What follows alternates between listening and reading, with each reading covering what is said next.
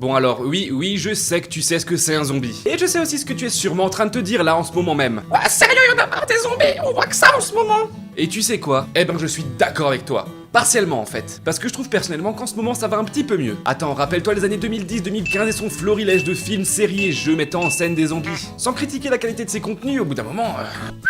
Mais bon, qu'on se l'avoue, les zombies on aime ça quand même. Cette perspective de monde apocalyptique où domine la peur et règne la loi du plus fort. Chaque jour, chaque déplacement est une aventure. Et dans tout ça, on s'imagine tous avec un look complètement badass, à dézinguer du mort-vivant tout en construisant un abri en autarcie. Même s'il faut se l'avouer, la plupart d'entre nous feraient partie des hordes au bout de 2 semaines. Ou morts de faim, enfin bref, on reviendra sur ça dans une nouvelle vidéo. Là, ce qui nous intéresse, c'est finalement qu'est-ce que c'est un zombie. Parce qu'entre les zombies de Romero et ceux de 28 jours plus tard, il y a quand même un sacré fossé. Déjà, zombie, ça renvoie à 2 types de créatures fantastiques.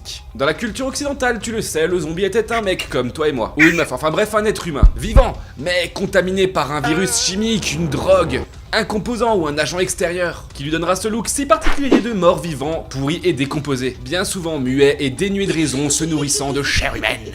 Au contraire, dans la culture vaudou, le zombie c'est quelqu'un de mort qu'on ressuscite, grâce aux sciences occultes par l'intermédiaire d'un sorcier. L'un dans l'autre, c'est déjà pas pareil.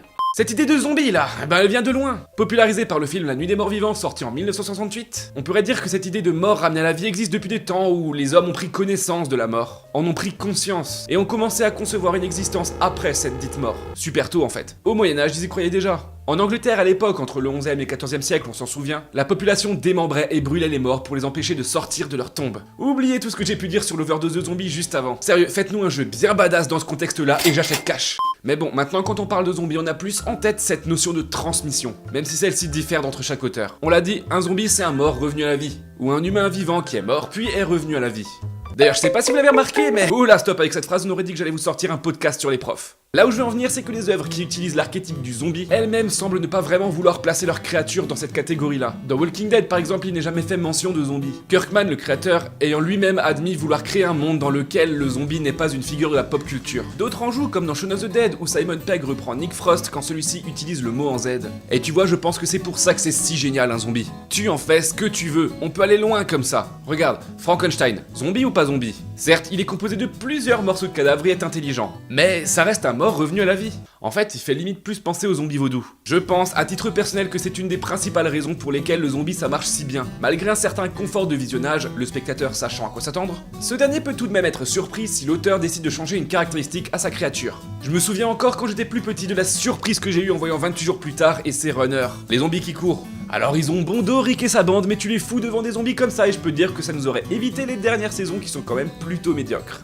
Les zombies ont envahi notre culture, ils existent partout. Dans la musique, avec l'excellent clip Thriller de Michael Jackson, les films, séries et jeux vidéo, bien évidemment. La littérature, les comics avec tout un arc de héros zombifiés, de Wolverine en passant par Deadpool. Même le géant Lovecraft, figure de l'horreur dans la littérature, a fait apparaître des créatures dans une de ses nouvelles qui ont des caractéristiques...